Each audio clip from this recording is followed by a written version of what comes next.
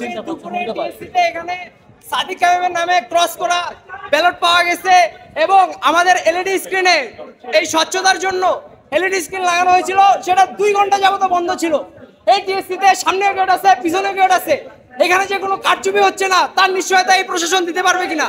তারা একটি পক্ষের প্রতি বায়াস, তারা শিবিরের প্রতি বায়াস, তারা শিবিরকে বিভিন্নভাবে নির্বাচনের শুরু থেকে সুযোগ সুবিধা দিয়ে যাচ্ছিল। আমরা চাই আমাদের ডাকসু সুষ্ঠুভাবে আয়োজিত হবে, সুষ্ঠুভাবে ভোট গ্রহণ হবে এবং শিক্ষার্থীরা তাদের যোগ্য প্রার্থী বেছে নেবে। কিন্তু সেই হাসিনার স্বৈরাচারী আমলের মতো আবারও সেই রাজাকাররা এখানে ভোট চুরি কারচুপি করছে, তাদের বিরুদ্ধে আজকে আমাদের অবস্থান। আমরা চাই আমাদের পিপি প্রার্থীরা ভিতরে যাবে, তারা এই ব্যালট বাক্স যখন গুণা হবে তারা সেখানে অবস্থান করবে, যাতে কোনো ধরনের এখানে নাসরিন ম্যাম যিনি আছেন তিনি একটি পক্ষের প্রতি বায়াস, এই বায়াসনেসের কারণেই তিনি বাকি প্রার্থীদেরকে চাইতে দিচ্ছেন না।